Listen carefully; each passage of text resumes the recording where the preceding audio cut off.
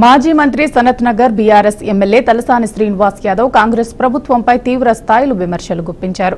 Cantonment లో కాంగ్రెస్ ప్రభుత్వం చేసిన అభివృద్ధిని చూపిస్తే తాను ఎమ్మెల్యే పదవికి రాజీనామా చేస్తానని సీఎం రేవంత్ రెడ్డికి సంచలన సవాల్ విసిరారు. అంతేకాకుండా పథకాలు ఆపేస్తావా, దమ్ముంటే ఆపు అంటూ మాస్ వార్నింగ్ ఇచ్చారు. కాంగ్రెస్ కు ఓటు వేయకపోతే రేషన్ కార్డులు, బియ్యం ఆగిపోతాయంటూ ఆ పార్టీ నేతలు ప్రజలను బెదిరిస్తున్నారని మండిపడ్డారు. కాంగ్రెస్ నేతలతో సంక్షేమ పథకాలు ఎలా అమలు చేయించాలో బీఆర్ఎస్ కు బాగా తెలుసని ఆయన చెప్పుకొచ్చారు.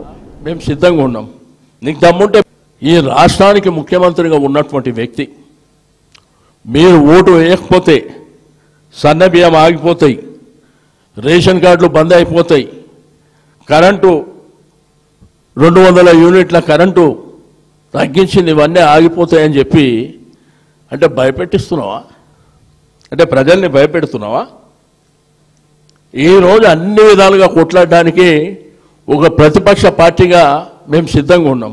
నీకు దమ్ముంటే బంద్ చేయి. నీతో ఎట్లా చేయాలో మాకు తెలుసు, ఏ విధమైనటువంటి ఒత్తిడి చేయాలో మాకు తెలుసు, అసెంబ్లీ నడిపిస్తే అసెంబ్లీని ఏ విధంగా స్తంభింపజేయాలో కూడా మాకు తెలుసు. అంటే ఓట్ల కోసం ఇంత దిగజారిపోయి ఆ ప్రజల్ని బెదిరించేటువంటి కార్యక్రమాలు చేయడం దుర్మార్గమైనటువంటి. ఒక రాష్ట్రానికి ముఖ్యమంత్రిగా ఉన్నటువంటి వ్యక్తి ఒక్క అసెంబ్లీ ఎలక్షన్లో ఓట్లు వేయకపోతే ఇవన్నీ బంద్ అయిపోతాయి అని బెదిరించేటువంటి కార్యక్రమం చేయడం కూడా నిజంగా దాన్ని చూసుకుంటేనే నవ్వుకుంటారు జనం.